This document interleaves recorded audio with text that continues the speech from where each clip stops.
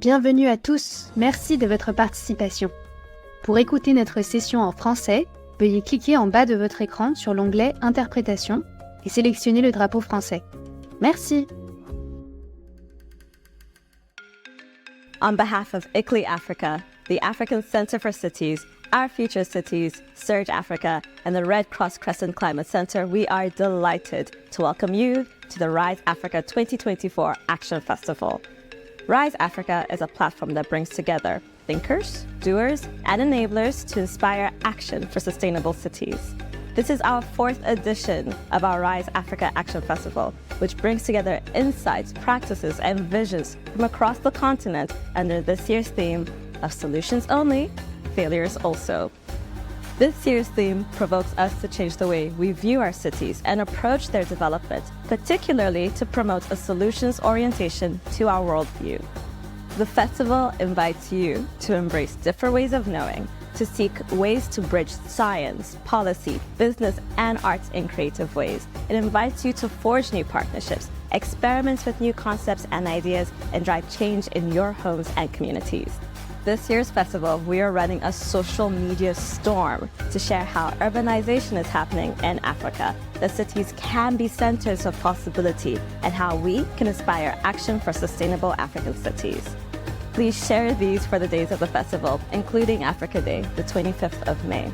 As is tradition, we invite you to enter this session in a spirit of creativity.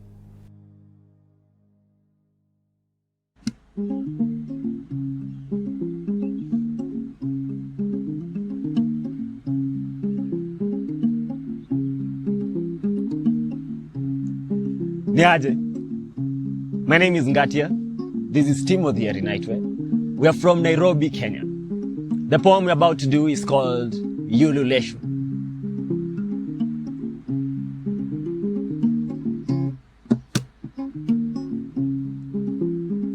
A toast to everyone refueling our reservoirs of joy, choosing to see continuity where endings were declared.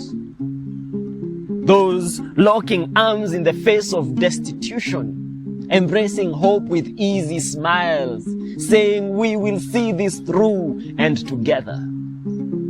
Glasses in the air for the weavers amongst us, threading care into tattered social fabric, from locality to neighborhood to area, all bound together by this magic of community, those rubbing the idea of family like balm into unfamiliar bonds.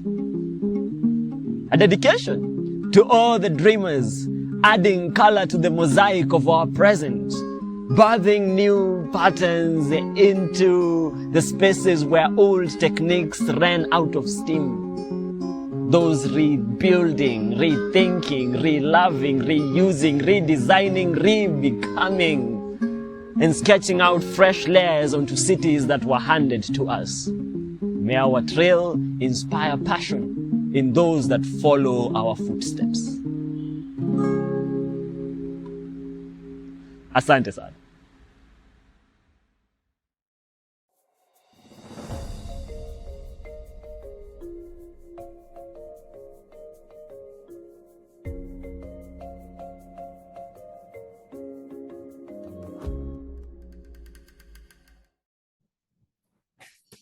Hello, welcome to this session. This is a Rise Africa session that aims to spotlight perspectives of the leaders and creatives of today and how they might view solutions in our African cities, but their failures also. So my name is Tashi. I'm a junior professional officer with ICLEI Africa. It's my pleasure to welcome you to this Rise Africa session. In this session, 6 different dynamic young individuals, including AfriFOODlinks Youth Ambassadors, will respond creatively to the festival's curatorial statement. Solutions only, failures also. They'll be showcasing their insightful perspectives and solutions to urban challenges in Africa. Through storytelling, poetry, video, photography, and dialogue, they'll shed light on the importance of including youth voices and perspective in addressing these complex challenges. Firstly, I'm going to play a video presentation by artist and youth champion Deborah Johnson. She's unable to join us live for the beginning of the session, but she will be joining us later for a discussion.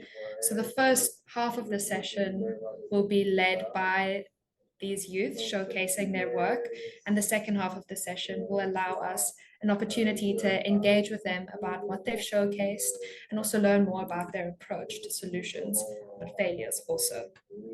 So give me a second and I'll be sharing Deborah's video soon.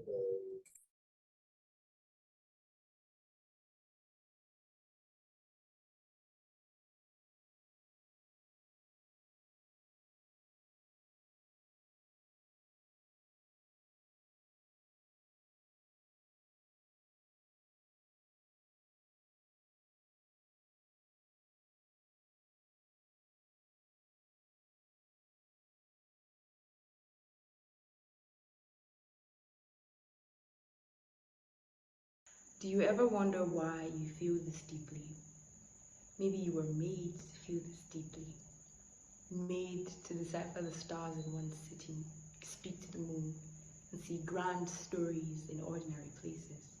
For all the ancestors who came before you, who could not. My name is Debbie Johnson. I'm a poet, a student, and a girl child advocate. In 2023, I and a group of artists created a documentary exploring the lives of Black artists living in Lagos, Nigeria, and Manchester, UK. I think back on our days of filming, and I ask myself if we carried all the stories that matter. What about the people living on water, or the street hawkers, or that woman that's been selling bread on the corner of Borno Street for years? Don't their stories matter too? In conversation with one artist in particular, a dancer, who along with other dancers, they got their road fixed in a very peculiar manner.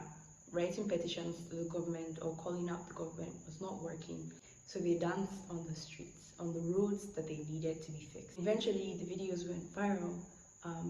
The authorities' attention were brought to it, and they had to do something. They had to fix the roads. I hear a lot of arguments whether art is for entertainment or social issues. I think that art can be an exploration of the natural world, and it can still be an agent of change. I'm learning to partner with organizations who have the ability to make things more tangible, and so I lend them my creativity, my art, and my ideation. They specialize in taking adolescents, teenagers off the streets, teaching them to use their art for advocacy. Or organizations like the Nigerian Youth SDGs, who partner with young people and artists, encourage civic participation, education, and increase youth employability. These are young people working with young people for young people. I think that is another definition of democracy or youth democracy. I'm currently collaborating with the Africa Narrative on Climate Change to create a campaign that raises awareness for Heat Day using the arts whilst encouraging tree planting. Growing up, we had this thing where children would sit, a version of it where children would sit under a tree and hear stories from someone, preferably an older woman.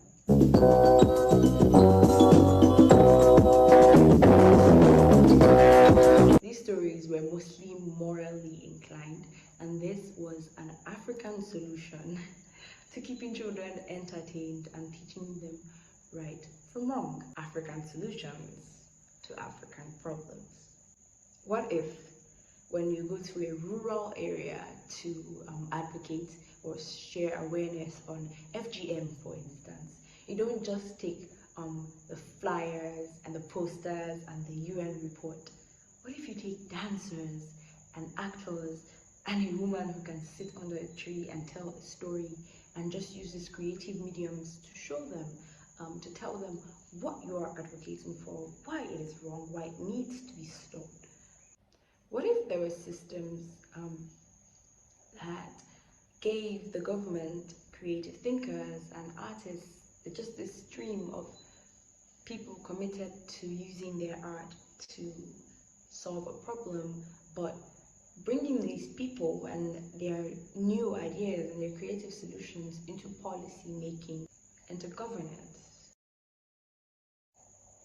Imagine whatever city you live in and think of one thing that is wrong with that city and then one thing that is right with it. I'm currently in Kaduna, so I will say insecurity as the thing that is wrong, and upskilling women and girls in rural areas as the thing that is right. And if we took everybody's two things and lined them up, it could be a little poem. This, but also this. This little exercise helps remind me that a lot of the times it's easier to be encouraged to seek for solutions when you're not solely focused on problems, when you can identify even that there are things that are going right in spite of the wrongs. Artists have always been here to document time, to reflect the happenings of time. Why not take advantage of that?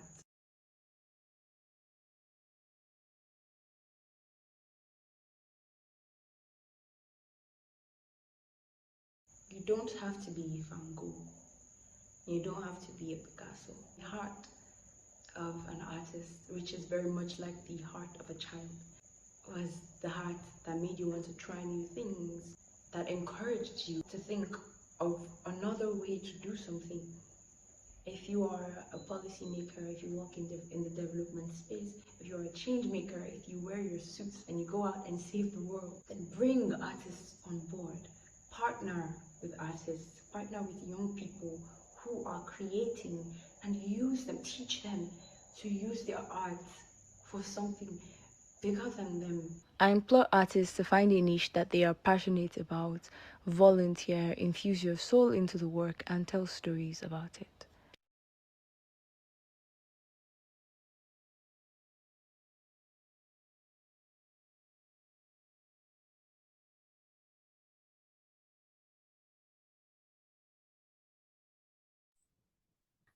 So that is Deborah's presentation. In her absence, I welcome any of you that have any questions or are curious about her work to pop your thoughts or questions into the chat. She'll hopefully be joining us later for the discussion part of this webinar, and hopefully then you'll have a chance to engage with her on some of the beautiful things she shared today. On that note, I'm going to invite Philbert Minja to share his screen and to hop on as the second presenter of today. Philbert is a documentary filmmaker, photographer, conservationist, entrepreneur, a serious all-rounder, and he will be sharing today with us his approach to storytelling for change, but also how photography in itself can be viewed as a solution to some of Africa's problems.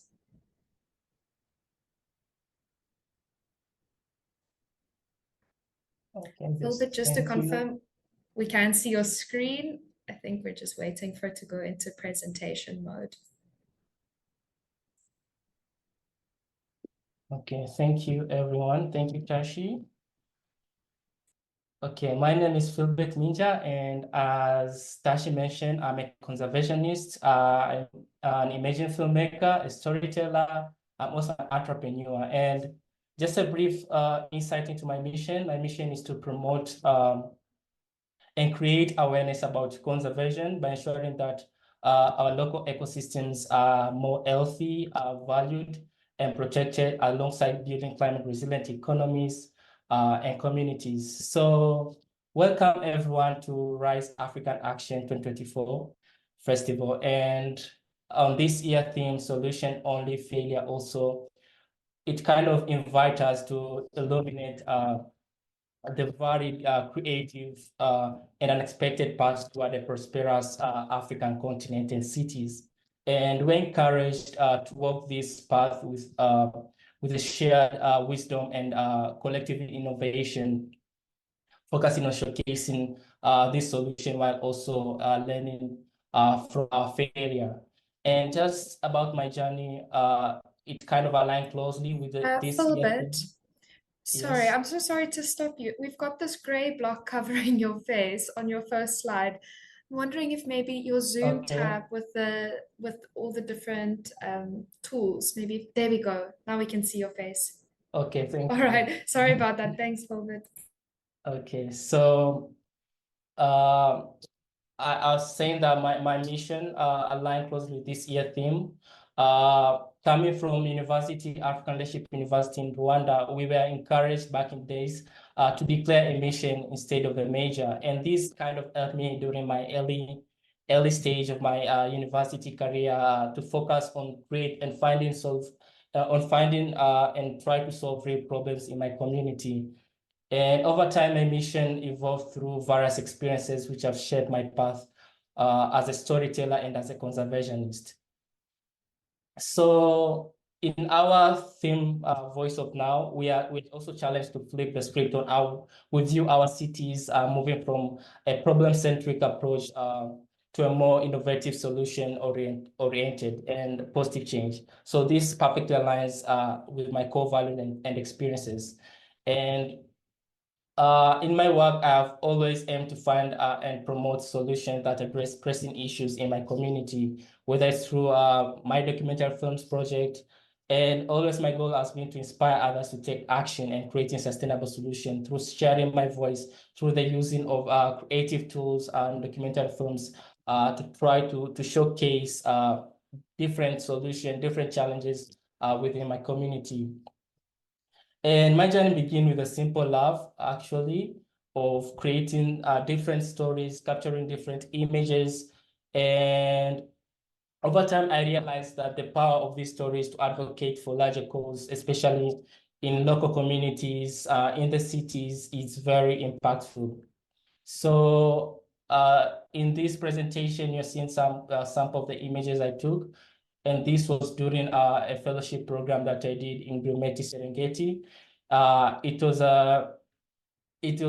in the early stages of my career in storytelling. And this is one of the most impactful story I've had privilege to tell. It's about this girl called Ashura, who is a young girl working on human wildlife conflict unit. And she helped chasing elephants that invade villagers' farms, a critical role in protecting both the community livelihood and also the wildlife. So I was one of the selected fellow for this program, and I worked with my fellow emerging filmmakers across East Africa to create these documentary films about Ashura. And this opportunity was actually a turning point for me to showcasing the profound impact of storytelling and how it is connected to the community, not only conservation. And while this, maybe I can play a bit so that you can watch.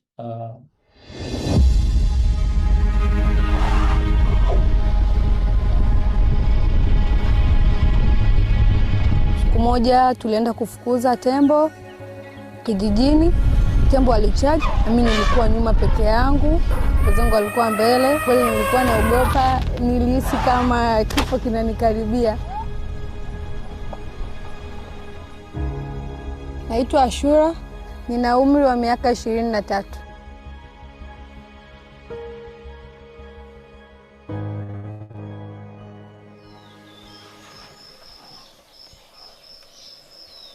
So I cannot play the entire video, but this is just a snippet of the documentary film. I'm going to share the link later. While this story takes place in a village and in a kind of remote rural area, the principle of community resilience and innovative solution are equally applicable to our urban environment. And this was the beginning of my journey to tell more stories. And so later on, in addition to my work in working with local communities in rural areas, I also had a passion for urban photography. So I've taken numerous photographs in the vibrant city of Dar es Salaam and the city of Kigali. And this photo captures the essence of dynamism of city life, reflecting my love for vibrant urban environment. So also, I kind of want to talk about the main project that I would like to share today. It's about this documentary film I did. It's called Beyond Seven. And I created this film about a group of local women in Moshi, Tanzania, who formed a microfinancing group. And these women support each other financially, enabling them to run small-scale businesses. So this project began with a main objective of try to showcase how grassroots initiative can have an impact on local economies and community well-being. So the women serving group in Moshi operate on a simple way, but yet it's kind of a economic principle. It's kind of a collective financial support. So each of these women collectively contribute small amount of money on regular basis. I think it was a monthly basis, and they create a pool of funds that can be borrowed for personal or business needs. So this system provide financial assistance and also provide a strong sense of community where people mutually support each other. So after I realized there's existing kind of initiative among local women in Moshi, which is a small town, I was inspired to create a story about these women and what they're doing. So the impact of this documentary film, first of all, economically, I wanted to empower women to start to expand their own businesses, leading to create more income for themselves by trying to adapt it to this kind of initiative. Also, I wanted to showcase how socially this kind of initiative can strengthen community bond and provide support network that extends beyond financial issues. And this model can also be adapted to urban setting where financial inclusion and economic empowerment it's really crucial to addressing urban poverty and inequality. So by creating a culture of serving and support among women in our cities like Arusha, such initiative can contribute to more self-sustaining urban communities. So this is the main aim of creating this mini documentary film. But also, I choose this project to showcase today not just for its success, but also for the challenges and the failures as out the theme of today relates.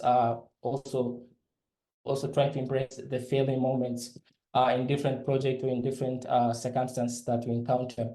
So I add for this project, this documentary film, I had very limited time to shoot and coordinate all these women involved in the film.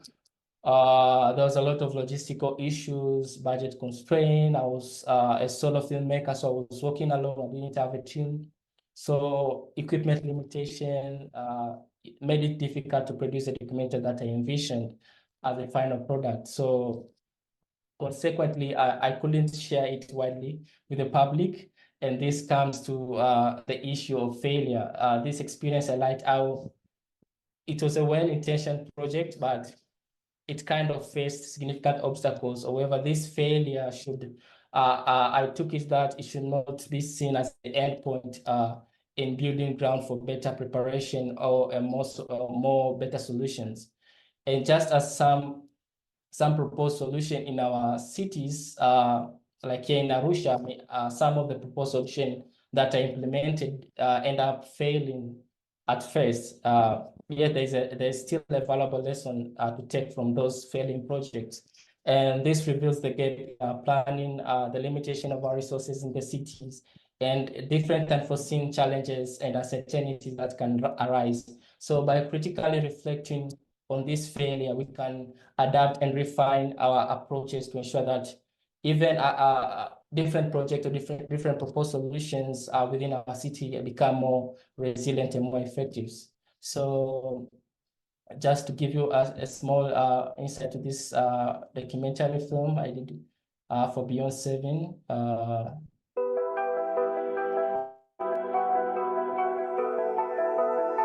You can take it a bit close to the end. Hapa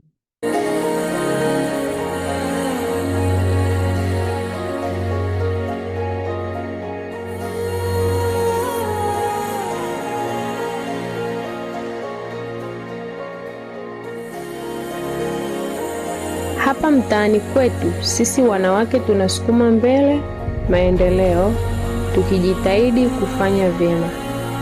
Si kila wakati ni rahisi, lakini kila asubuhi inaleta mwanzo mpya na matumaini.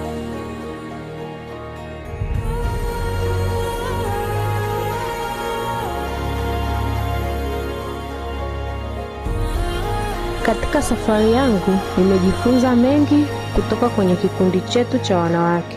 Tumeboresha, tumejenga na tumechangia mabadiliko ya kweli. Tunaposhikamana, tunaweza kufanya mambo makubwa.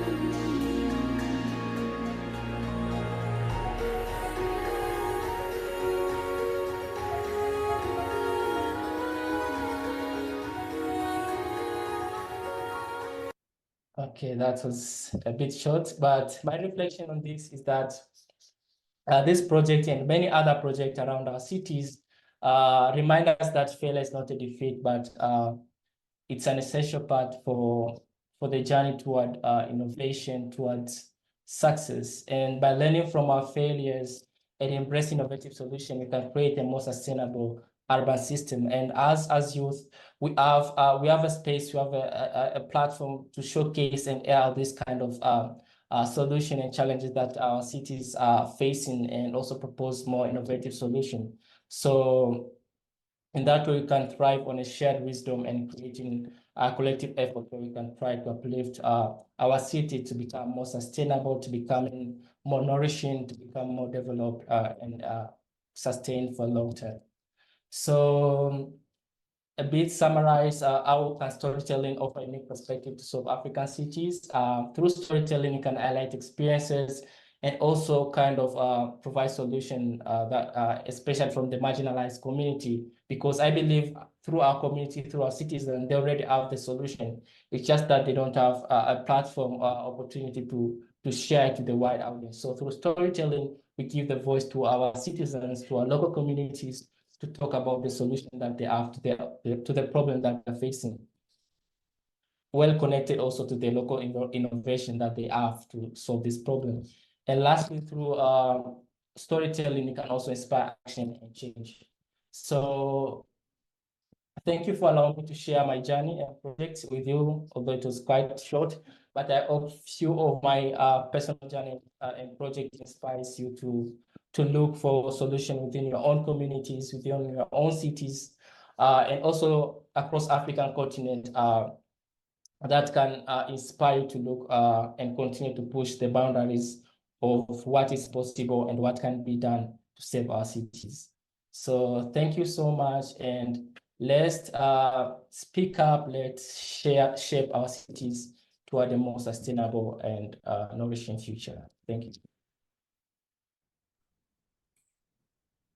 Thank you so much, Philbert. That was just such a feast for the eyes to watch what you have created. I'm really excited to engage with you in the chat after the other presentations.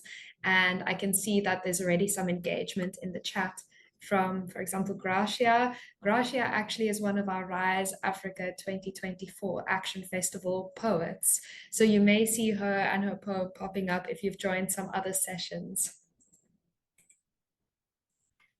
So next up, we are going to be sharing our time with Kayla. Kayla is a architecture student based in Windhoek and a content creator extraordinaire. So Kayla, I think I'm going to welcome you to hop right in. Just confirm with me, is the screen sharing all right? It's perfect. Is there a presentation? Okay. Yeah. Okay, great. So welcome, Kayla. We're really looking forward to your showcase. Thank you so much, Tashi. Hi, everyone. Welcome to Rise Africa Action Festival 2024. I think Tashi did a great job with that introduction. Yes, I'm a storyteller, I'm a content creator, I'm an author, I'm a short film director and screenwriter, and I'm the AfriFOODlinks Youth Ambassador for the city of Pittsburgh, which I love. But all in all, I would say I am a creative. So let's jump right into it. The beginning of my journey with content creation started when I was a little girl. I was always that girl that just wanted to put on a performance for everyone. If I could, I would, and I did. And so when I moved to the city, so I moved from a small town into a city context when I was grade 8, so high school. And that's really where I started content creation. It is actually so funny. I think, coming from that small city, that small town aspect, I learned a lot. And I think you have to become very creative in a small town because there's not a lot to do. And I think that has fostered my creativity. When I came to the city, I happened to see more opportunities than I think the ones that live in the city. So I want to say, never forget where you come from because that will always push you further. And so we can move on to the next slide. Is it moving? One more, Tashi. Yes, this one. You may play it. Yeah. We're in the... Dad, you're supposed to say where we are. Where are we? The gardens, right? Company Gardens in The Cape Company Town. Gardens in Cape Town. Where's the squirrel? Oh, that's so cute. So, I'm just basically vlogging, and my parents are just tagging along, and my brother with me. So yes, that is little old me, 14 years old. I grabbed the first camera I think my parents ever had. The quality is so bad, but this leads into the next slide that I want to show you, is to have the why not attitude. There is really nothing that you can't do if you have this confidence. I was saying, my parents instilled it from a young age. I have the topic confidence as a cornerstone to content creation. You have to have it because you're putting yourself out there. And my parents always had this why not. If I came up with the most crazy things, I was like, Mom, I want to apply for this, or I want to do this or this and this and this. They were like, why not? What's the worst that could happen? And literally, what is the worst that could happen? No. And if you leave today, there's one thing. The word no for me has become such a positive thing in my life. I have understood that when you get rejection, or when someone says no, or opportunity or a door closes, no just means next opportunity. Someone from the New York Film Academy, one of the casting directors, said no means next opportunity. And I take that all the time. One door closes, another one will open. Then we move on to failures, successes, and a lot of solutions. For me, in the slide, you can see there's a little light bulb. I have to constantly come up with solutions when it comes to failures. But I have actually minimized my failures. I've learned a lot from my failures, and I encourage you to do it. As a content creator, you're going to make a lot of failures. Those things are going to happen, but never let them push you down, because I have put my successes way up here and my failures way down there.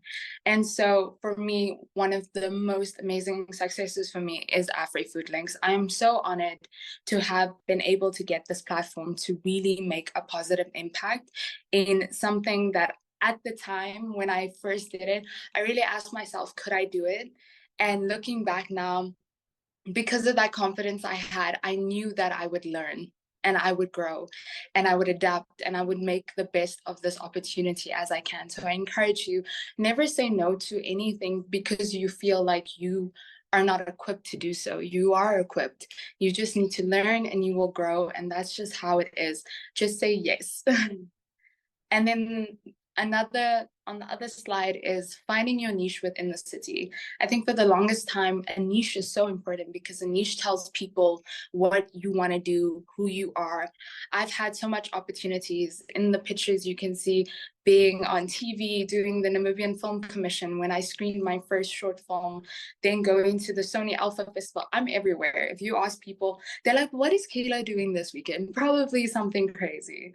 And for me, it's been, trying different things, finding a niche, and now I've been so privileged to be able, from, writing and storytelling, to craft my own narrative, which is finding a niche. For example, right now, food sustainability, but mixing that with being an architecture student. I mean, I make architecture content. I think I made a video earlier this year, which was a day in the life of an architecture student. I was like, who's gonna watch that? And that video got like 27,000 views. And I was like, okay, never mind. People definitely want to see that. And so find a niche, find something that you're passionate about within your city. And then the last one, which is the biggest thing, I think, when it comes to content creation, which I think is still lacking a bit in cities, especially in Windhoek, which is collaboration and creativity with other citizens. And so when I did my first film, The Art of Color, I grabbed everyone I could, and that film wouldn't have been done without the collaboration of those students. I mean, some of them had never acted before. My cameraman could never pick up, but I trusted them and I knew that they would do the best that they could. And I think that's what collaboration, right now, I'm collaborating with a master's student who's an incredible artist at school. And so he's providing me with content and I'm providing him with exposure. And that's the beauty of content creation. It's because it's a mutual exchange. You learn so much from people and you get to bring that artistic, creative element into anything you do. So yes, I also want to say I am so excited to say now in the city, I think for the last 6+ years that I've been doing, I think that's fine.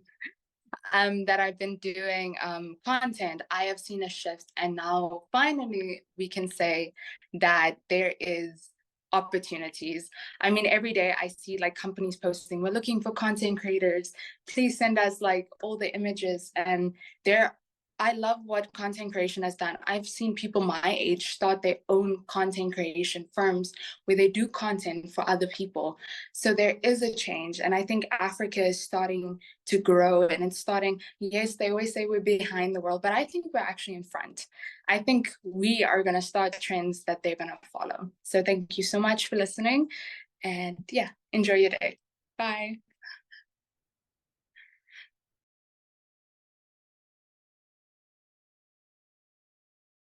Myself. Thank you so much, Kayla.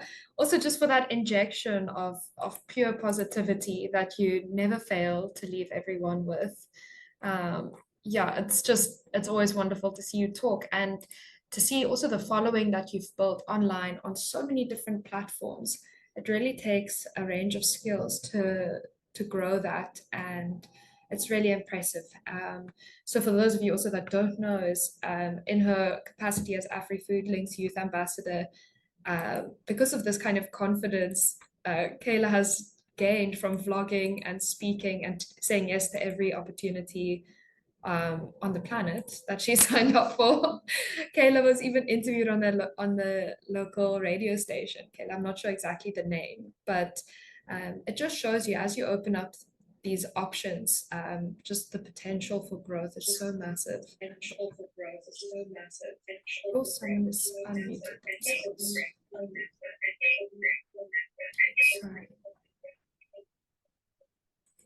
Sorry, just muting that. So thank you, Kayla. Thank you again for sharing that with us. So our next showcase will be presented by Adel. Adel is based in Tunis. He is a PhD student in environmental geology. He's an activist, and he's also an AfriFOODlinks Youth Ambassador. Adel, I am going to share my screen shortly, but please feel free to hop on in the meanwhile.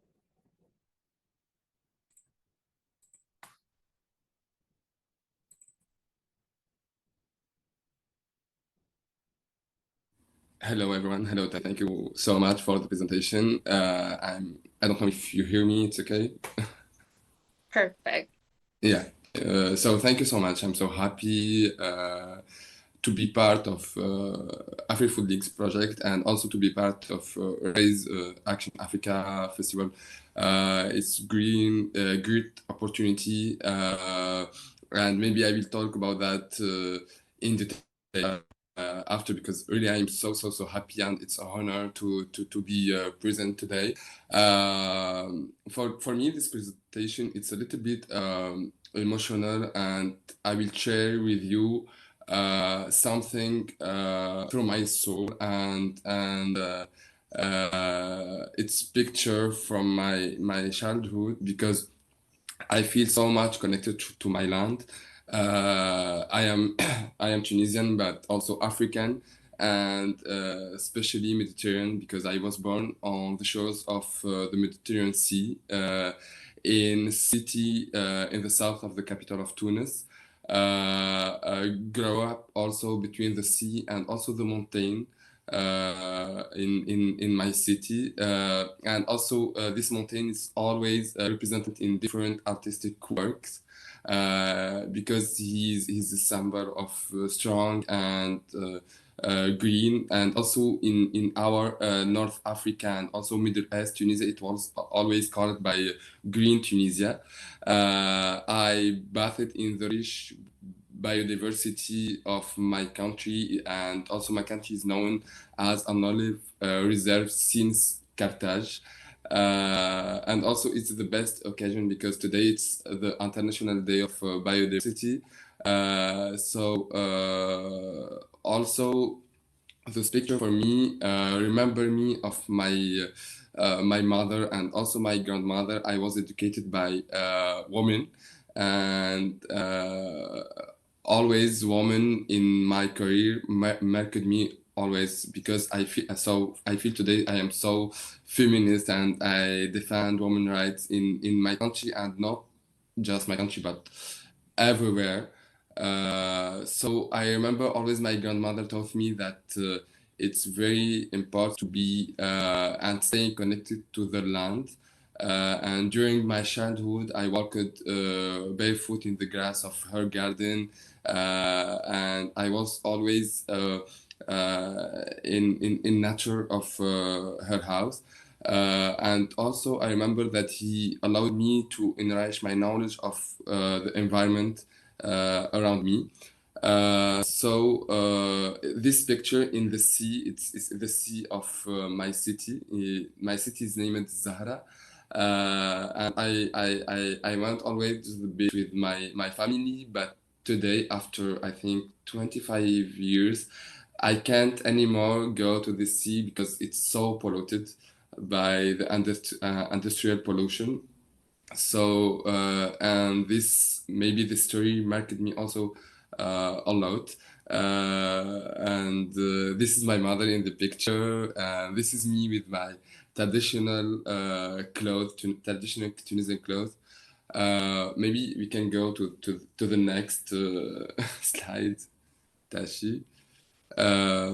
Yeah, this is Tunisia in some picture. You have downtown, you have the sea. Personally, I'm so connected to the sea, to the Mediterranean, and how this place, it's so rich biodiversity, and we are people who he have a big link with the sea through the food, through different system food.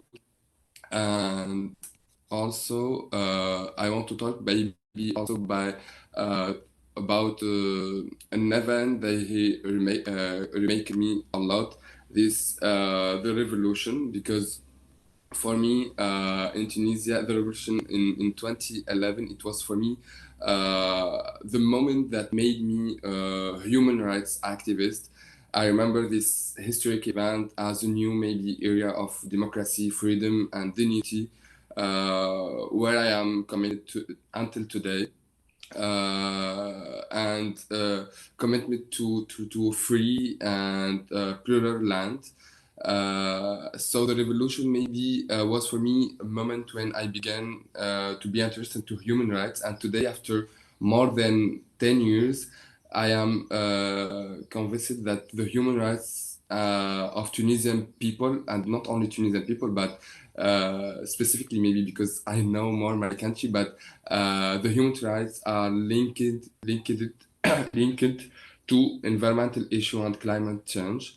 And maybe I want to talk about another thing. What I'm so happy to be part of AfriFOODlinks project, because I feel like I am connected to my African identity, because through my little career I have never been connected well enough to my African identity.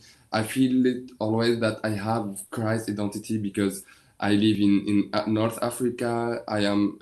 We are a little bit near and close to Europe, but also we have a part of Middle East and Arab country, but they never teach me to my African identity. I didn't feel that I am African, but now maybe after many years, through many events and many activity, and today through AfriFOODlinks, I'm so happy to know more young people from my content, and through in my content, and I feel always that I know more and more things about Africa, and today I'm doing my best to be reunited with my land and with my Africa through my work, through my traveling, and it's not anymore a problem for me, but it's maybe a new part of me to be really African, and I am African. That's true. Thank you so much, Tachi. That's everything that I want to say.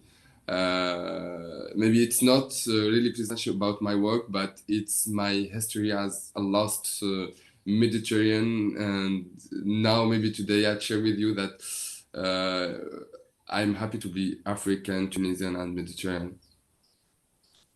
Thank you, Adele. That's such a strong message you're sending out. I mean, especially the fact that whenever we speak about North Africa, we speak about it as Middle East and North Africa, MENA. It's seen as often a region that we don't include in Africa, and Exactly. it's But maybe also that maybe it's Arabic Spring, but in Tunisia we say Jasmine Revolution. Yeah, you must share some Yes. resources with us in the chat so that we can Yeah, also read about it from Revolution. your Because jasmine perspective. have an amazing smell, and really I hope to have all of you in Tunisia. Maybe someone of you he see the news from Tunisia, but just want to say that not all Tunisians they represent the hate speech. No, there is a lot of Tunisians. They are peaceful. They are African, and they support everyone. Maybe I want to say, being connected to a land or defend the land. I want to maybe say in the same thing that I can say that free. Every land is colonized. It's occasion to say that Palestine should be free, Gabon, and every country he suffered today. This is maybe our rules. Defending environmental rights and natural rights, also defend human rights. We can defend environmental rights in occupied land. So maybe this is the best event to say that. And thank you so much. And I hope see you in Tunisia or wherever in this beautiful earth.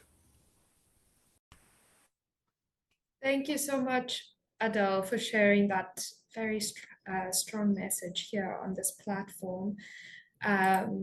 yeah, we're really grateful for you also opening up and sharing such a personal story of growing up in Tunis, which is an African city. And what really stood out for me was seeing this picture of you in the sea as a little child and knowing that you can't swim there anymore.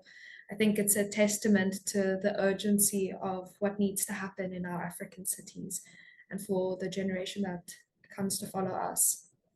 So thank you for sharing that. Next, we'll have a speaker called Amina Wudu. She will be sharing with us her experience as a founder of Dudugu. Amina is based in Tamale. And Amina, I'm going to hand over to you, and will you just let me know when I should play your video? Okay. Thank you, Tashi, and welcome everyone to the Rise Africa Action Festival 2024. As Tashi mentioned, I'm Audu Amina, and I'm from Tamale, Ghana.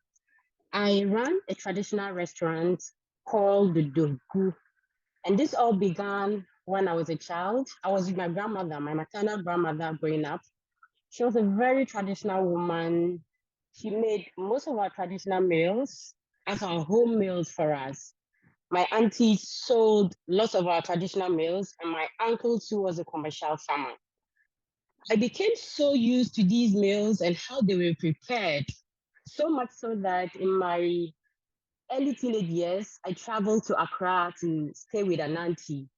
She married a Black American, and their meals I could not eat.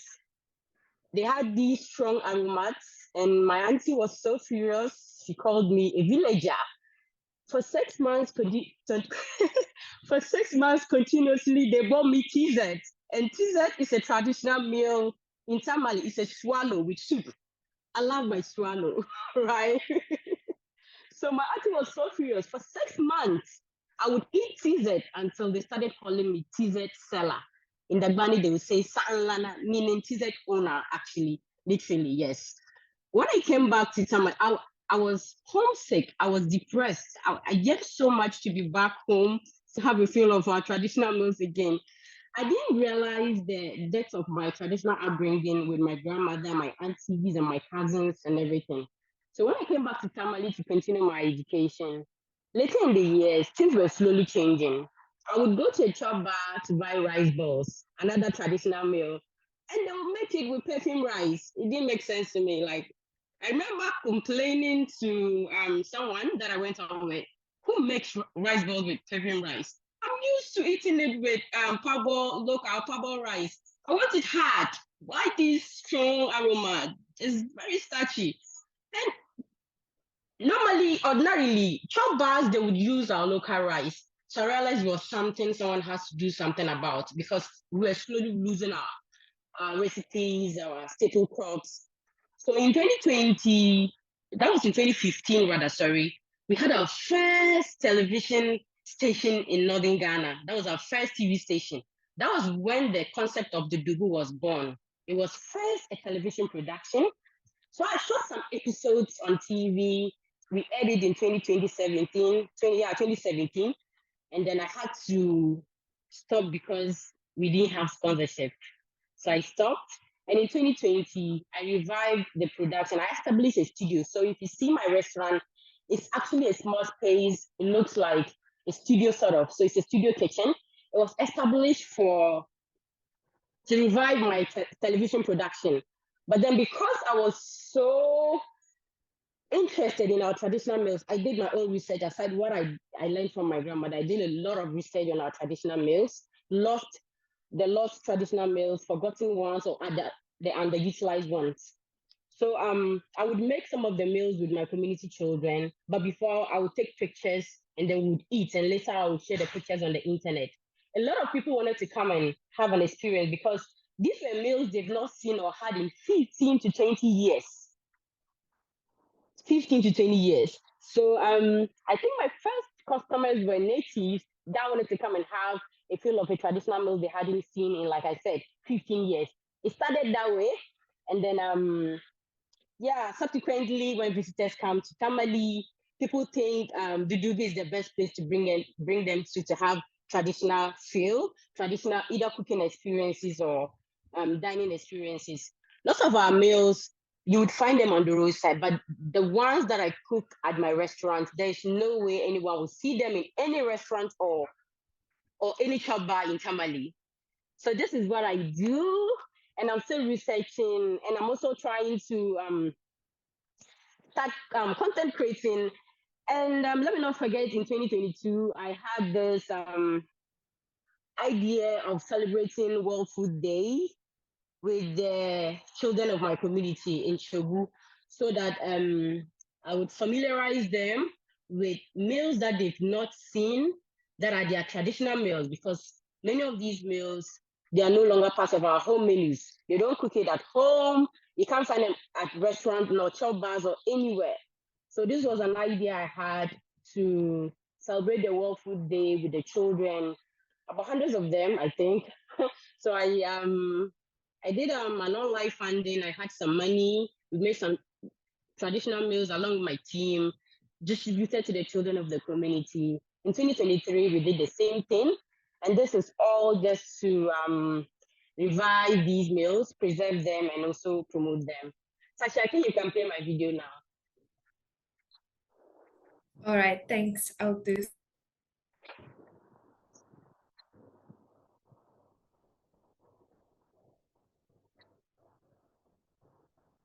My name is Audu Aminapana, and I'm passionate about indigenous food knowledge and nutrition.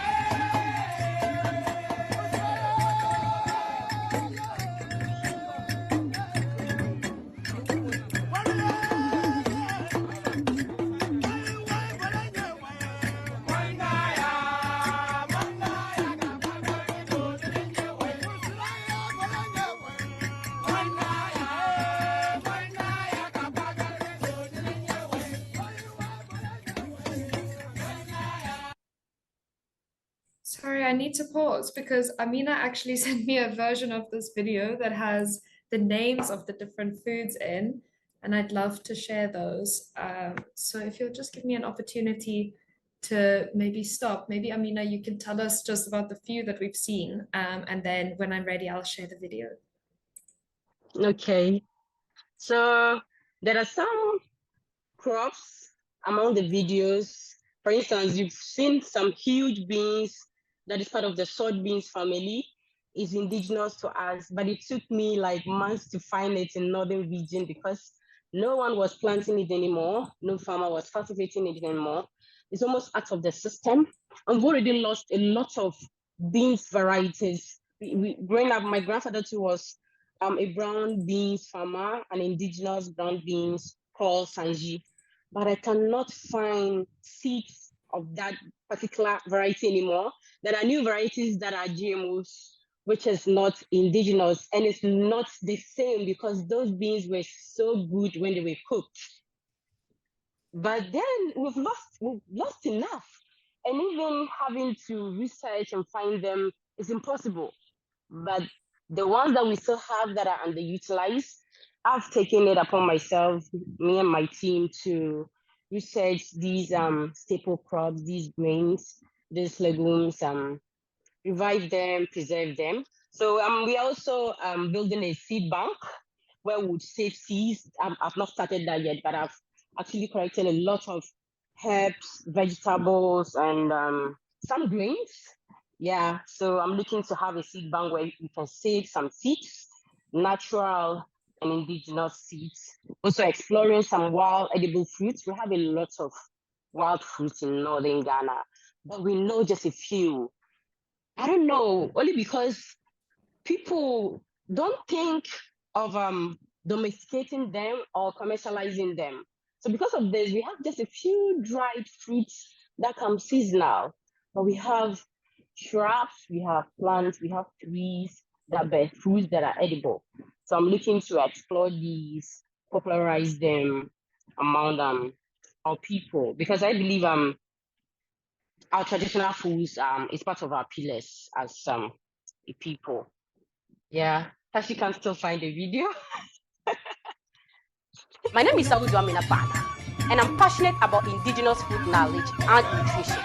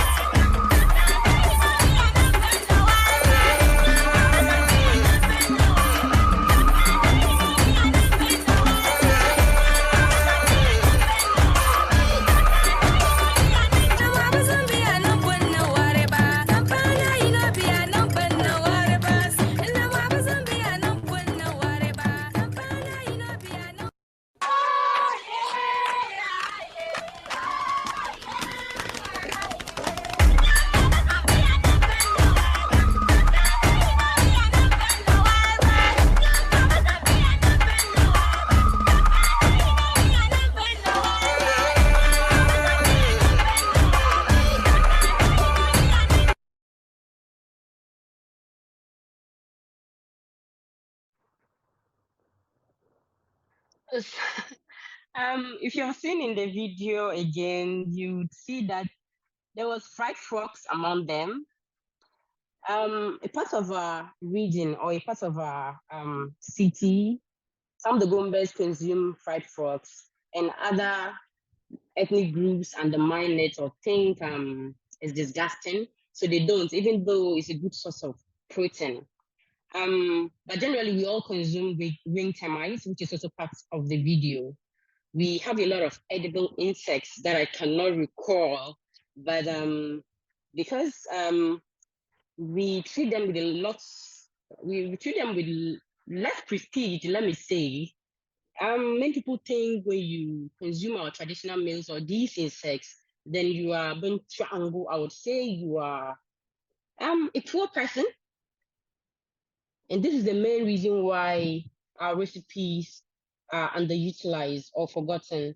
We have a lot of wild edible greens that one could just go out and forage, but people are not doing that. We also have trees that you could use their tender leaves for soups, but they are ignored, they are underutilized, all for the same reason. No one wants to be called a poor person or treated as a poor person.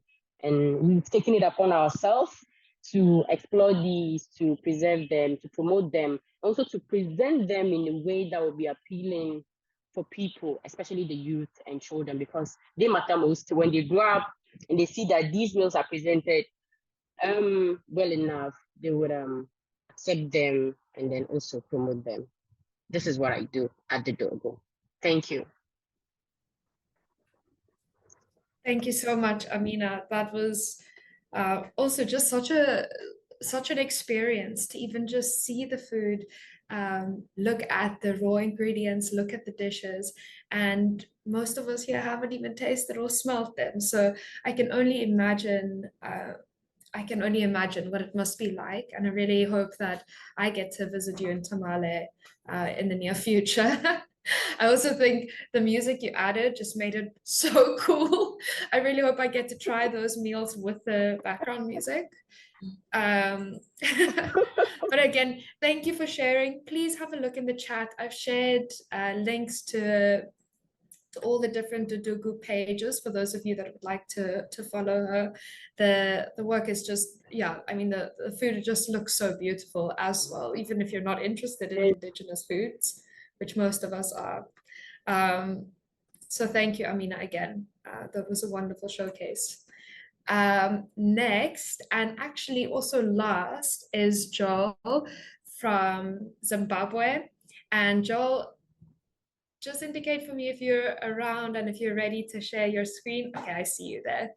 So Joel has probably one of the most interesting titles I've ever heard. He calls himself a creative technologist. I can't tell you what that is, so I'm going to hand over to Joel to share with you his really exciting showcase and also maybe tell us a little bit more about himself. Thanks, Joel. All right, just to confirm, you can see my screen, yes? Yes. All right, perfect. Well, my name is Joel Chandauka. I am a creative technologist, like Tashi said, and this term basically is to say I'm a very curious somebody. I love tinkering with technology. I love anything that has to do with digital art. That's basically creative in the sense of new age technology. Hence, I decided to compress it all down and go for the title digital creative. So as a digital creative, what do I do? I mostly like to show people my 3D work. I'm a graphic designer by profession, but at heart, I'm an animator. I love animating, be it 2D animations or 3D animations. So I do a lot of 3D work. Here you can see some of the work that I have done. I dabbled a lot in making sort of like cartoon figures, but of realistic people that I would meet. If I see someone who's interesting to me, I would recreate them in 3D. Oh, this as a hobby, and it it became something that I love to do, and started getting clients and people that wanted me to work with them, collaborate with them in different stuff. Also on the side, still being a digital creative, I'm also a photographer, and not necessarily portraits where you book for a shoot and all that, but it again started off as a hobby. I really loved shooting in the street, and these are some examples of the pictures that I took in the street. And yeah, I also do filmmaking, which is what this presentation is about. So this is my friend Jackson Chifamba, whom I worked with. He's a creative, he's a fashion designer, and he has a collection called a Rose Bowl collection, which is a collection of upcycled denim and upcycled clothes, which is what this presentation is about. So this presentation is called Resurrection. This presentation is called Resurrection, based off a project that Jackson Chifamba and I worked on last year under I'm forgetting the title, sorry. Under Design Futures Lab 2023, yes. So what our project was about is basically join us on a journey of transformation and witness the magic of upcycling as we breathe new life into pre-loved garments. So what this video is, it's an immersive 360 video experience that shows the global textile crisis that is the importing of second-hand clothes from the Western countries into Zimbabwe, where Jax then buys and restores these discarded clothes. So that was the video. And then we also made a virtual showroom for a more enhanced feeling of immersion. We made a virtual showroom that holds some signature garments that were made by Jax and then digitally remade by me to be showcased in the virtual showroom. So why did we work on this project? Why did we make this project? Number one, it was for awareness. We wanted to raise awareness about the impact of the importation of second-hand clothing in a place like Mbari, like specifically Mbari in Zimbabwe at large. And the other reason why we worked on this project was basically for us to, as creatives, to showcase and improve our abilities in a new manner and intuitive format. So like I had said before, I'm very curious when it comes to different sorts of technologies. And this was a big opportunity for me to work with making 360-degree documentaries or films or anything of that nature. So here is a screenshot from the project. In the project, I will not play any videos because it requires a lot of bandwidth. I would advise that you stream the video in high quality, like in 4K or anything above that. So right now, if you want to watch the video, it's available on YouTube. You can take a screenshot of this screen, or if it's on a monitor, you can just take a picture of the screen so that you can watch the video. I'll come back to this slide. So let me just go back and explain some of the slides before. So here, you can see in this image, there's a lot going on, and this is just towards the road of the marketplace where secondhand clothes are sold. Some of these are actually secondhand clothes, but some of them aren't. And this is basically an informal market that sits aside the road. And we've got vendors selling various goods, not only clothes, but food, little snacks and all that and all that. And here is the actual place called Mbari. Mbari, specifically this place where the clothes are sold, is called Mpedzanamo. Mpedzanamo, which is natively Shona, which directly translates in English to the problem ender or problem solver, which basically means the clothes that you have to buy here, they are for cheap. They are very cheap, and they will completely get rid of the clothing problems. You can find whatever type of clothes that you're looking for here, hence the name Mpedzanamo. And as you can see, the bottom left here, there are big pots of what's it called? cooking oil. They fry different types of foods, they chips and all that. That is to feed the people that are selling and also that are buying, and also the vendors within the market. And then next here, you can see it may look like a dump, but it's not a dump. This is actually stores for people selling shoes. These shoes are imported from the US, they're imported from Asia, they're imported from Europe.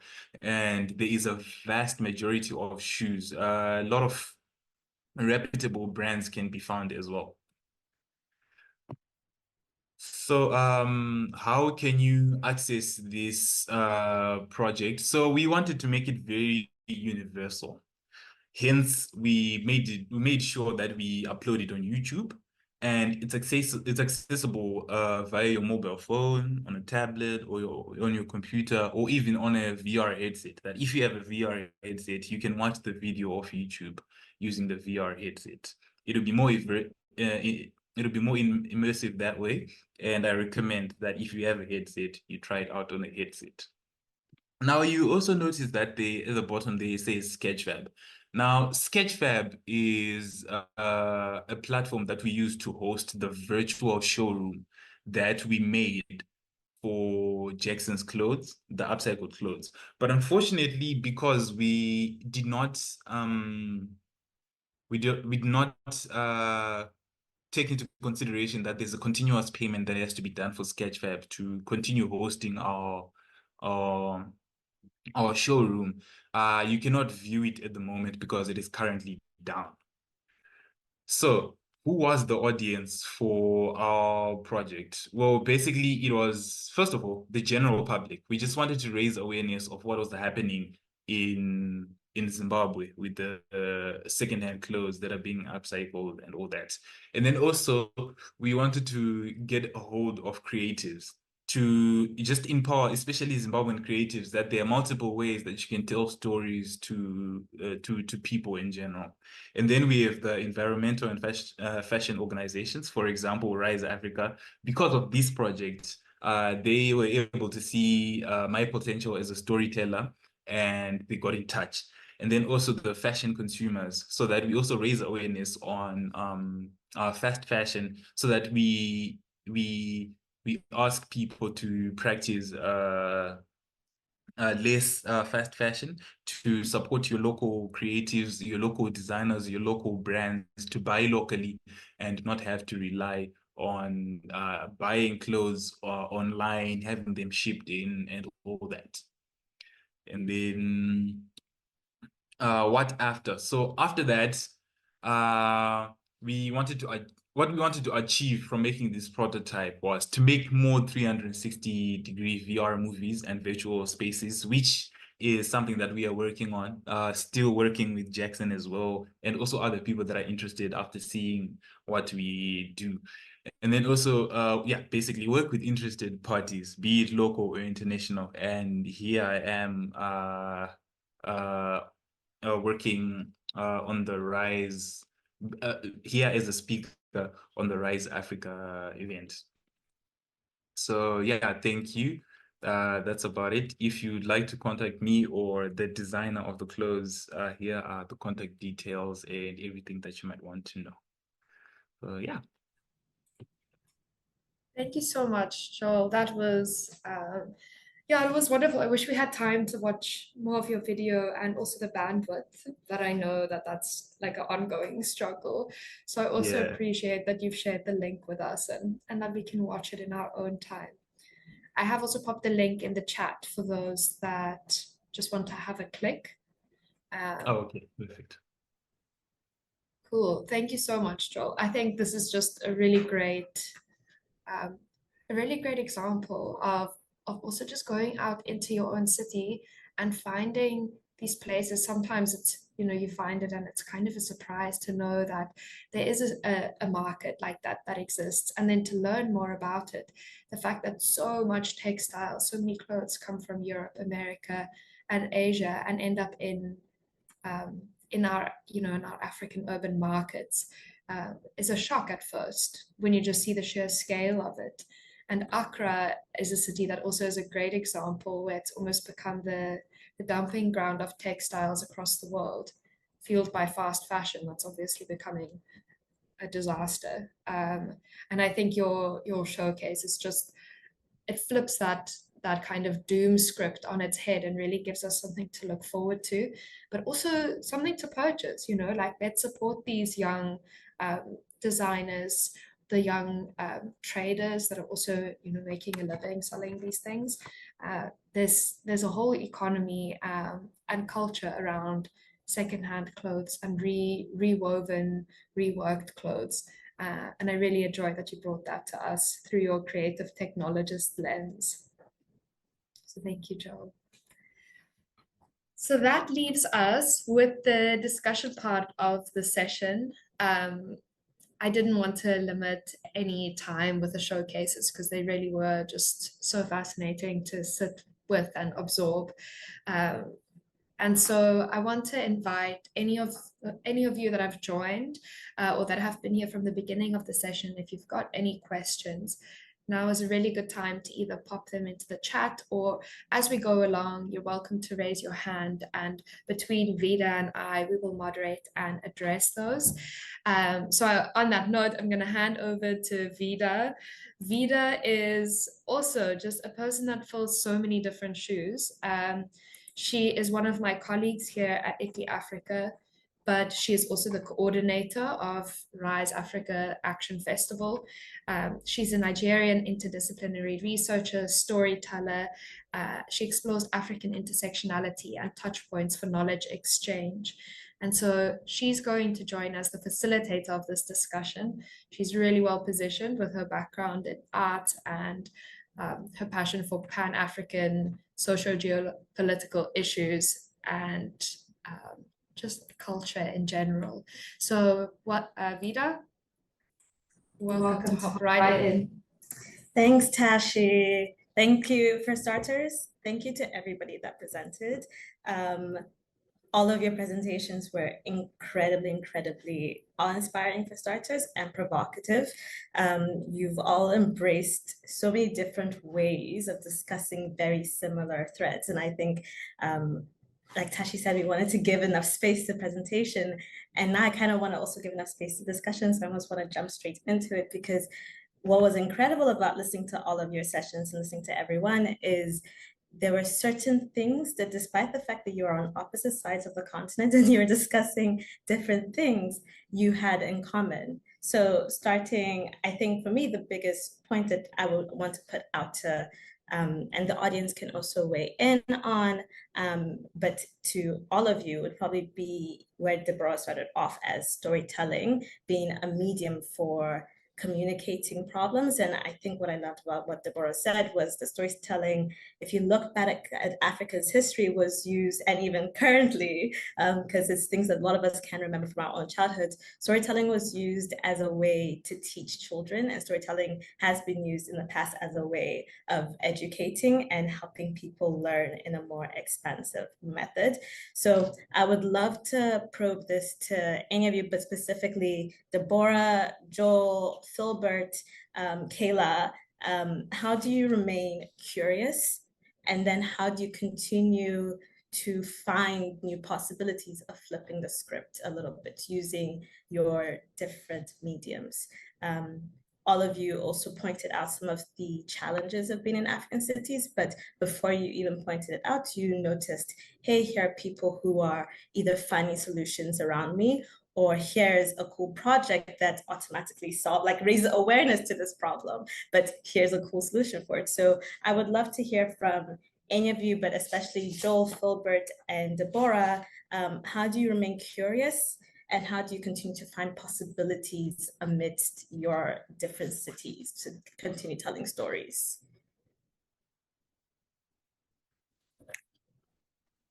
Hi. Hi. So it's raining here. Should I speak with the rain, or should I just type? Oh, so you can speak with the rain. Rain is, we can hear you fine, yeah. Okay. So the question is, how do you remain curious and find possibilities? Is that? Yes, yeah. I think that maybe for me and for a lot of creatives, I feel like the curiosity is a part of the job description. I think before you even go into being an artist or being this person that wants to do, you have to already be curious, and it's already somewhat a part of your nature. You ask, why is the sky blue? Or why do we have to go to school from Monday to Friday? And it just sort of grows with you as you grow and as you start creating. It aids the curiosity, because you need to know more to have a wider reach. You need to know more to have more information, to have more knowledge, to do things. So it's very subconscious. I think that I've always really liked reading, and it got to a point where I was trying to start transitioning from spoken word poetry to page poetry, not to abandon spoken word poetry, but also to write page poetry, because I realized I hadn't been doing so much of that. And I just knew I had to start consuming, I had to start reading, I had to get all the books I could get, because I was passionate about it. And so the passion breeds the curiosity. It just makes you not want to stop, makes you want to find another thing you can learn about this thing that you've already seen from so many different angles. So yes, I would. Does that answer the question? Thank you, Deborah. It is an answer. Yes, indeed. Yes, thank you so much. And you're very right. It's curiosity becomes an obsessive part of being a creative, and curiosity is a byproduct of being a creative. So you're very right there. Kayla, you have your hand up. Yes, I just wanted to say that's a really good question. I think when you were like speaking, the first thing that like popped up in my mind is probably observation. I think when you are in this creative field and you are very curious, you're very observant, like to anything in your surroundings. I think I wrote here, look up, look down, or look closer. And so it's like, if you look at something, one thing could have like different facets, like one thing could tell a completely different story, and the closer you look, you will see it. And so I think with like that creativity and that idea of becoming curious is like, sometimes my friends are like, Kayla's always looking up. And I'm like, because sometimes you're just looking like down, but if you look up, you start noticing things. And so when we walk together, they start looking up and they're like, did you see that? I'm like, you see, there's stuff that you don't see all the time. You could walk past the same road, but every time you look somewhere different, that's what like stirs your curiosity. So I think, yeah, observation, like those tiny little details, because there's so much things to see. Yeah. And even more so, it feels like you're mentioning keeping your perspective broad, because it goes into literal observation, but then on a non-literal sense, it is keep your perspectives open, have not necessarily the blinders up to what you know, like even what Deborah just said, you should continuously be seeking more. You should continuously be knowing more or finding more information. And it's the same thing with remaining observant, like looking up, looking down, looking closer, continuously question, how am I looking at what's in front of me, at the world around me, and how am I questioning the world around me? So thank you for sharing that as well. Joel, you've got your hand up. All right. Yeah. Could you please repeat the question just one more time? Sure. No worries. At this point, we're basically having a conversation about you as a storyteller, you as a creative, and you as a person who is engaged in storytelling as a medium. So as a way to advocate for sustainability, as a way to bridge certain things. How do you continue to remain curious? Because that was actually the word that you used that I grabbed onto.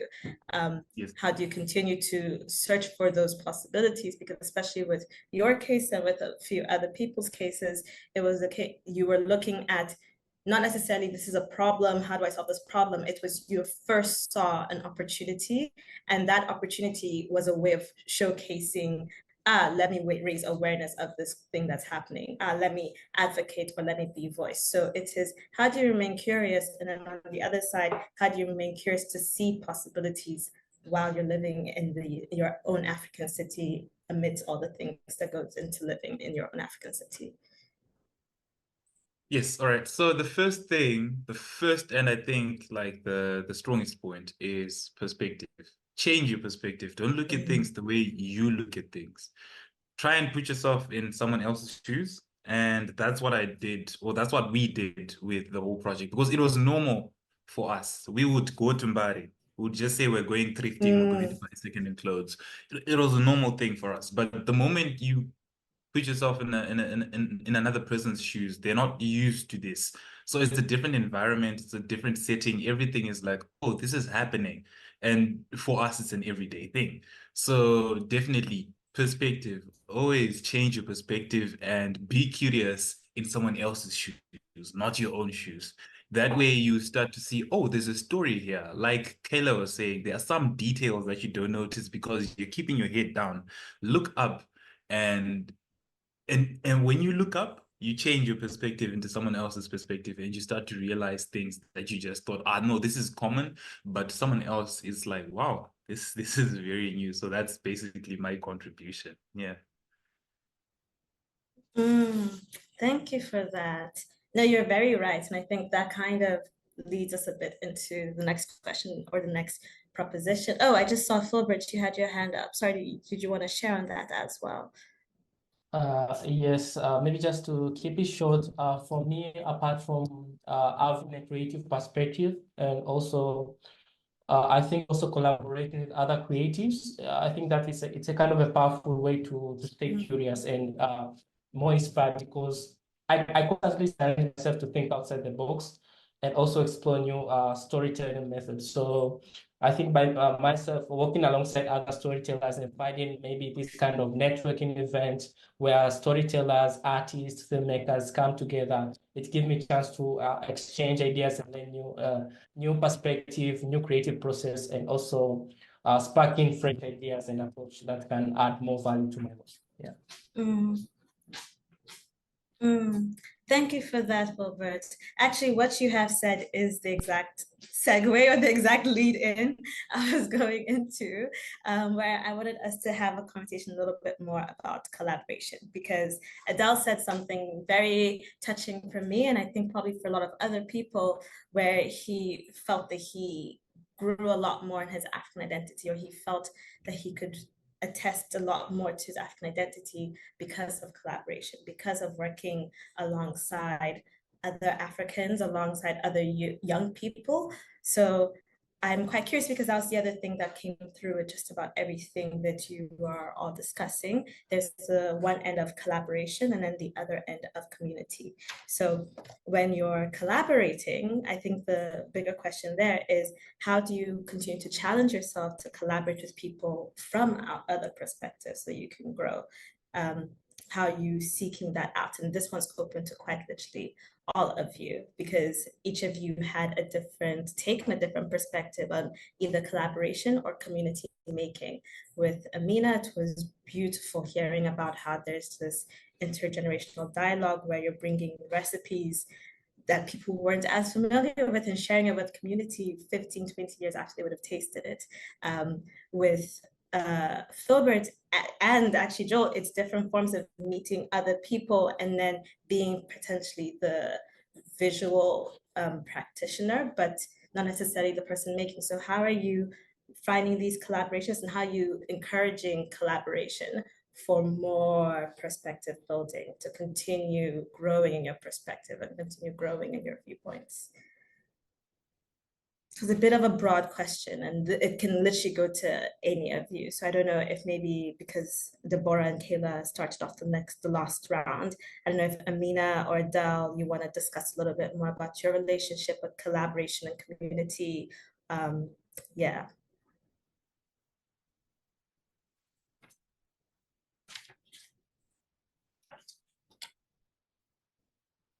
Joel, your hand's up. Yes, I'm back again. So yeah, collaboration and community. For us to make that video, it was very tricky because we're working with very expensive equipment in a place where it's notorious with theft and all that. We had to know the people there. All right. So as a filmmaker, I'm pretty sure Philbert can confirm, just pointing a camera at someone is quite, you don't just do that, especially in African communities. People are they're not always open to just any random person coming up with a camera. So you have to understand these people, talk to these people, and don't ever feel like you are above anyone. Talk to a person normally and get to understand them and be able to tell them what you are doing, be honest and be open with them. If they are in touch with what you are saying, or if they are willing to learn, then sure, go on and collaborate with the people. So that's what we had to do. It made me learn to get out of my comfort zone in terms of talking to people, right? Every single person you see on the street, no matter what condition they're in, they have some sense of value in your life or in whatever work that you are doing, especially as a filmmaker. You want something from them. So that's basically what I learned. Everyone can give you something in this industry, and collaborate with them. Whatever idea they come with, don't push it away. Take it into consideration and make an evaluation to say, okay, is this in line with what I want to do, or anything along those lines. So yeah, don't look down upon anyone and be open-minded. Yeah. I love that. I love that. It sounds like collaboration as almost it needs to start with respect. So you can't Exactly. have collaboration unless you have respect. Yes. So I don't know, Kayla, you've got your hand up. I think you also wanted to say something on that. Yes, I just wanted to say, it reminded me of a little, so at university, one of the guys just one day came up to me and he's like, doing content. And I was like, yes, I am. And he's like, so we have a robotics club.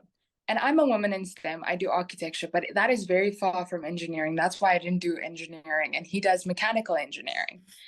And so he asked, we need help with, creating content. We don't even know where to start. We're awkward, we're shy, we're kind of nerdy. We don't know what to do.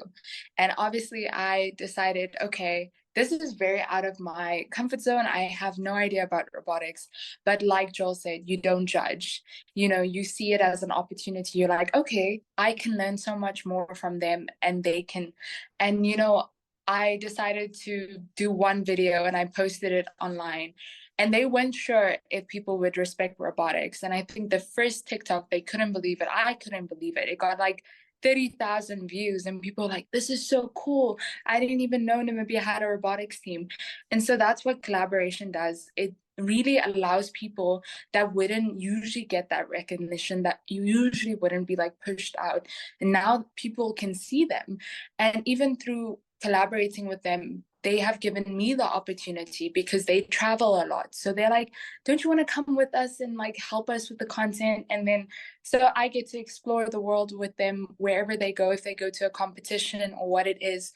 And I love that about collaboration. I love that idea of like, it's a mutual thing. You learn so much from them and they learn so much from you. And that again creates this idea of that curiosity and creativity that you were talking, that just naturally comes from that. So yeah.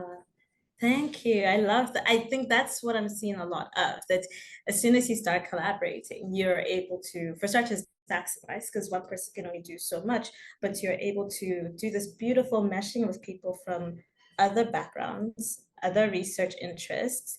They might not be the same as yours, they might be different from yours, but you yourself, you learn from that, but then you have something to offer them, they have something to offer you, which is also what is coming through in all of you guys, like in the entire panel. So thank you for sharing as well. Deborah?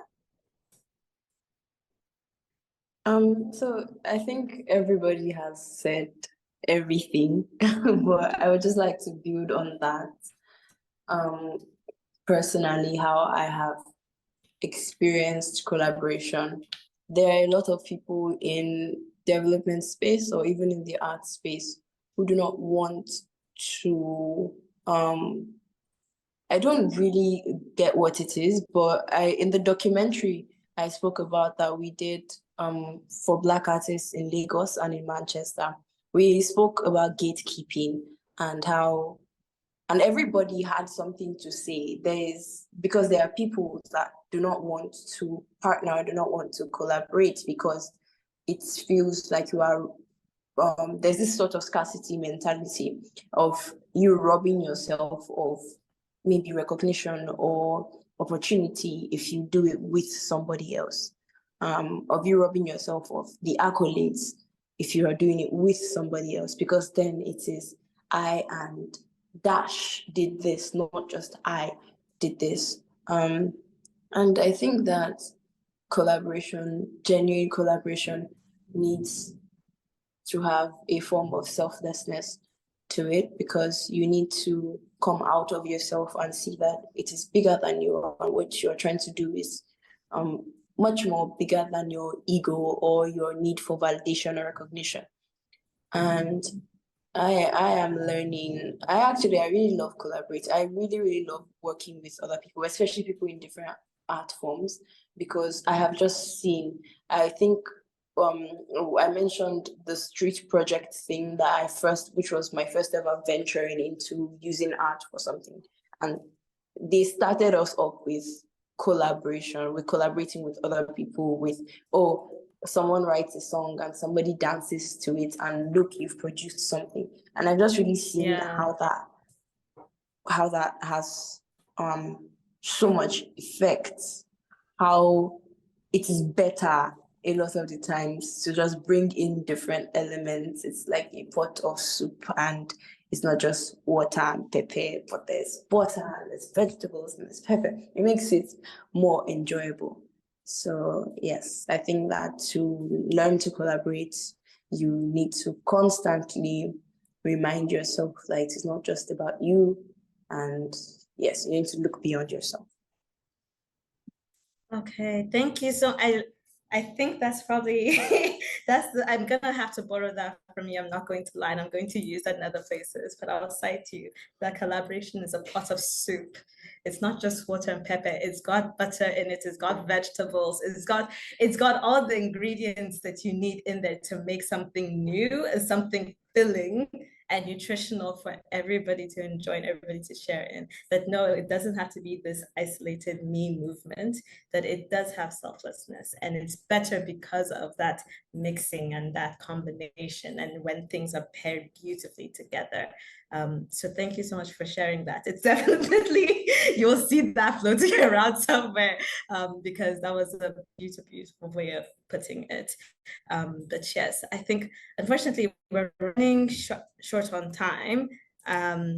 So I don't know, I haven't seen if there were any questions in the chat anyone had, but all of everybody that presented today, I'm sure they will not mind if you hit them up online on their social media. So I would honestly recommend finding them, following their progress and what they're doing.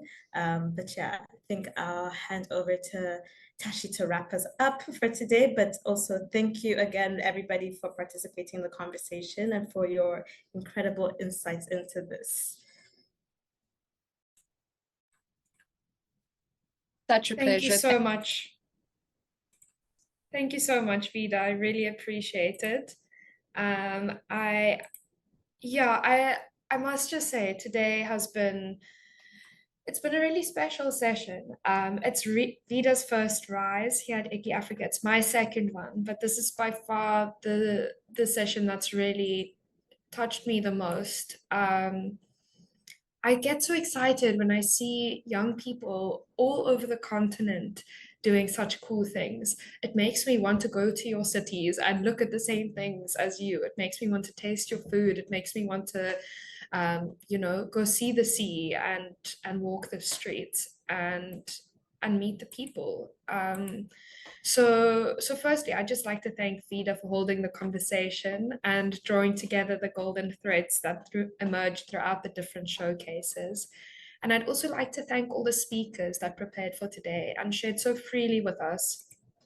I think, we all sense the authenticity in what all of you have brought and created today.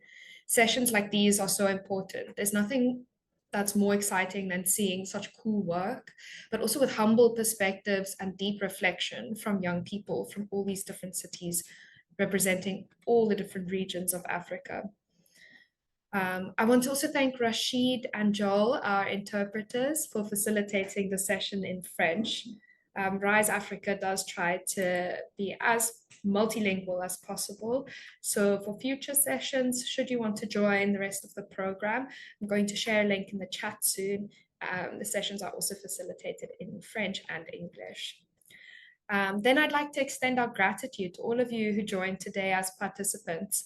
I sense from the chat the genuine excitement around the projects that were shared here today, but even more, how strongly some of these topics resonate with you. And I'd like you I'd like to invite you to please join some other RISE sessions. Have a look at the program, see what tickles your fancy, get engaged. It really is, above everything else, a platform for us to connect, to get to know each other, to follow each other on all the important platforms, and yeah, to get to a point where some of these conversations and ideas get to merge into collaboration. So on that note, let me post this link before all of you leave, and I hope you have a great day further. Thank you, Tashi. Bye, everyone. Thank you. Bye.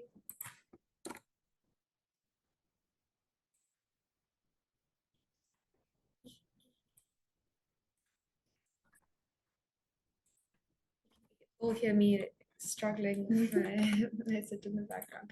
Okay, there's the links. All right, have a great day, everyone. Bye, and thank you for joining.